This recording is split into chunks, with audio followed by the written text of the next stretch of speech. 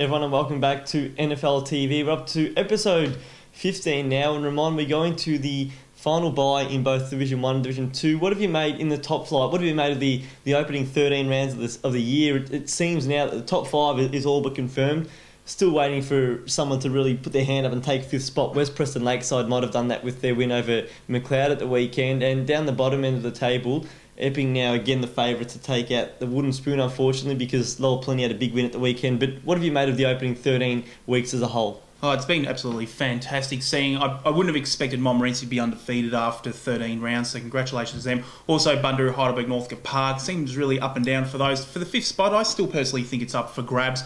But as you mentioned, Samuel, for the relegation period, I think Epping's pretty much in the red at the moment. We'll go through each team via ladder position. Given it is that final bye of the year, we'll assess how they performed in the opening 2/3 of the year, and then go over their run home, the final 5 games, and see where we think they might end up. But for Montmorency, as you mentioned, 13 consecutive wins to start the 2013 season. They couldn't have asked for a better start, and they've beaten some really handy opposition along the way as well. And I know in the first half of the year that the talk was, well, a lot of their big wins were all at home, and you see how they go in the back end of the year away from home. But at the weekend, that win over Heidelberg was arguably their best of the season, winning by more than 7 goals in a game where Heidelberg kicked the first 2 goals and looked up and about early on. But that win on the weekend just further cements their position as this year's premiership favourite. Yeah, I certainly would have thought that Heidelberg would have had a chance to win that game. But looking at the scoreboard, it's dominated by Montmorency.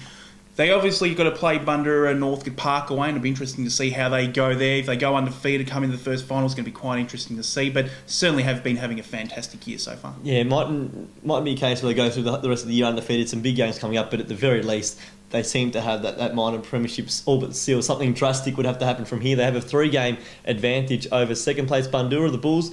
The percentage is still quite healthy, 158.96, so a couple of big wins along the way there as well. They're sitting 1 game and percentage clear of Heidelberg and Northcote Park, who are 3rd and 4th respectively. So looking the goods for a double chance at the very least. Whether they get 2nd or 3rd, I guess there's a big 5 rounds to be played. Had just some injury concerns just around this time of the year. Michael Farrelly's missed some footy in the past couple of weeks. I know Ricky Dyson's been out.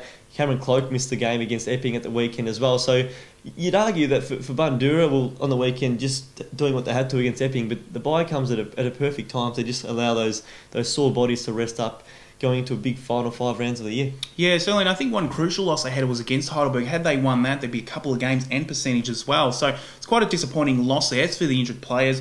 Have a look at their reserves, though. As I said last week, now they've lost 1 game, so they've got quite strong reserve sides, so maybe they can bring up a couple of blokes, give them a shot before the finals.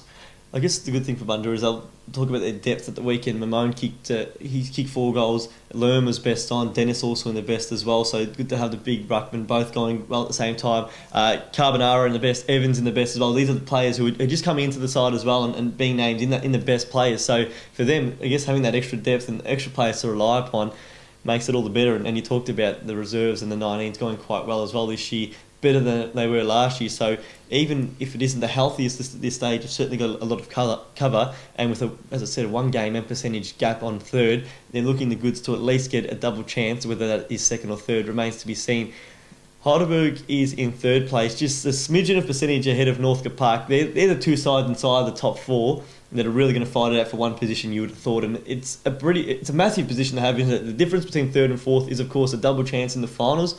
I know Northcote Park managed last year to come from 4th to win it, but that's not something that happens every year. And the fact that it happened last year means it's probably even more unlikely to happen again this year.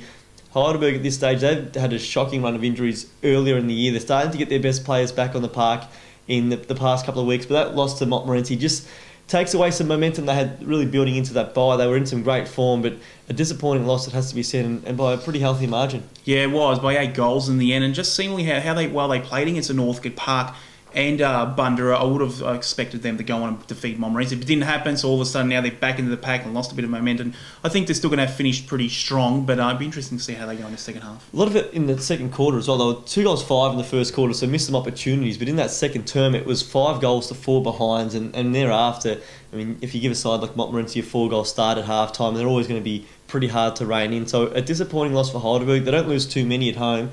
In the back end of the year, it's just going to be an almighty challenge between themselves and Northcote Park to get that 3rd spot. It has to be said, though, at this stage of the year, Heidelberg has had the tougher draw. They've played Montmorency, Bundoora and Northcote Park all twice. On the flip side, Northcote Park's just played Heidelberg twice. There'll be games coming up against both Bundoora and Montmorency. So at the moment, I actually feel that if it's those two sides fighting for third, I think that Heidelberg might just have the advantage over Northcote Park at this stage. The Cougars, the reigning premiers, in the recent weeks, we talk about injury concerns, and everyone has them from time to time, but their list is growing by the week, it almost feels, and it's an important win to have against Eltham because they haven't been playing the best footy of late. They've had some really big names to try and overcome. I mean, Scanlon missed the opening half of the year just about. Nick Carter's been out of late. Mitch Pappas hurt a thumb, and we don't know when or if he'll be back in the home and away season to recover from that injury. So it was a massive win away from home against Eltham. You were at the game, and they seem to get back a bit of form and take a bit of momentum now into this one weekend off. Yeah, they did play quite well. Eltham did start strongly, but Northcote Park did get that. I saw some of that shades of last year's final series from Northcote Park, and they ran away. They were well challenged, but it was a great win in the end. I'm hoping they will possibly get that double chance and go for the flag again. It's going to be quite difficult because, as you mentioned, Samuel, I think coming from 4th or 5th place this season, I don't think they're all going to do it again. Well, it's been a long time since anyone in Division 1 won back-to-back flags, going back to Heidelberg in 2000, well, obviously the 4-peat, but 08 and 09 was the last time any side won consecutive flags. So a big test to wait to see in that back half of the year.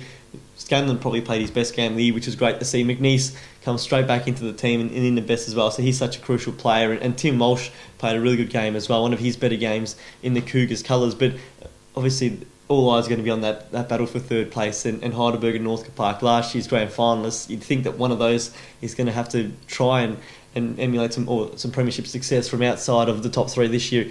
West Preston Lakeside has moved into 5th place, and it's a full credit to Frankie Razzo and his team because at round 4, West Preston was being talked about as a potential wooden spoon candidate, and now you fast forward to this break and they're again clear in 5th position and playing some good football. We know they've had some injury concerns themselves in the past, but also form concerns. They've played a total of 50 players in the senior side, which is just massive. I think if you looked at some of the more successful sides, you're looking around about the 30 mark, so it's a massive number, but it's also, I guess, a full testament to Frankie Razzo, prepared to give players a game and see how they adapt. And I think now they're starting to find their best 22, and a lot of those names are probably players you didn't expect to be there at the start of the year, but full credit to West Preston Lakeside, looking the goods at this weekend off. Yeah, I remember seeing them back in round 2 against Eltham and how badly they really played. Remember the round 1 against Montmorency, they played poor.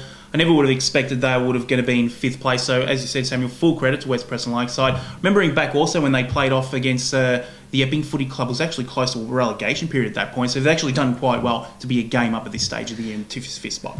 Just some names that probably don't get the recognition they deserve, but Oliver Duffus, was a player who on the weekend we awarded the Best On Ground award, kicked 3 goals, and a player who, speaking to Frankie Razzo after the game, lost 20 kilos in the off-season, was never probably in contention of getting a senior spot, but had a good start to the year in the reserves, has stepped up and has now kicked 20 goals in the, I think this season, almost leading the way for West Preston, given the fact that Rock is no longer there. Glenn Robertson's been out for the majority of the year, really. He hasn't hit the park as often as they would have liked. So some underrated types. Even Travis Stevens came across from South Morang, and he had a real impact on the weekend as well. Was one of the better players. And it was a massive win against McLeod. We'll just go back to that one quickly. They trailed early on, but it was one of the games of the year, it has to be said, really close throughout, and they were trailing by 8 points deep in the final quarter, kicked the last 2 goals, and those 2 goals could well put them in this year's final series and make it a 4th straight finals appearance for West Preston Lakeside. Just of interest as well, just the ladder at this bye, I think it's worth noting, is the top 5 sides are all the sides that played in the finals last year,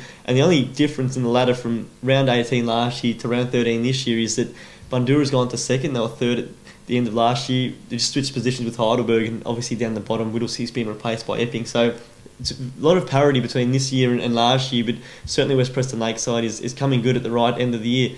Eltham has slipped to 6th position on the table. They now have 5 wins and 8 losses. They've got a better percentage than West Preston Lakeside, but that one game advantage certainly suits the Roosters. What do you make of the Panthers? Are they a chance to push inside the top 5 come season's end? Well, I think there's certainly a chance. When they play well, geez, they really get the ball running. They're really exciting to watch, but once again, against Northcote Park, they let the game slip away. They had a chance in the last quarter to get within 4 points, and realistically, it was quite disappointing. But if they don't make the finals this year, really it's their own fault. But I think there's certainly a chance, but we'll have to wait and see. Inaccurate kickings plagued the Panthers. I'd like to go back and to have a look at the stats, but I'd say they're probably the most behinds of any team in the comp.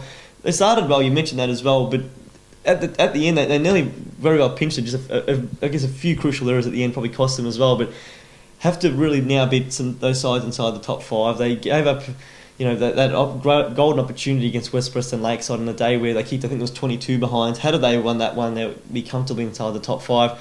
Got their work cut out, but I think if any side outside of the top 5, you think Althorn's the most likely to push in if any changes are made inside the top 5. It's also good to see Tom Rogers back playing good footy. He was out of the senior side last year. He's really having a big impact this year, and Gavin Connolly he's got a pretty big lead in the Coaches Player of the Year at this stage of the year. Greensboro's now fallen to 7th on the ladder, 4 wins and 9 losses, and you always feel that a win's around the corner for the Borough, but they've now lost 6 games in a row. Yeah, they have lost. Actually, you mentioned it to Samuel. I didn't even know they had lost 6 games, but we did say all year, or I've said all year, that they were like the 5th best side of the competition. But I guess looking at it now, they seem like they're probably not even going to make the finals now. So it's going to be interesting to see how they go, but clearly they're out of a lot of form.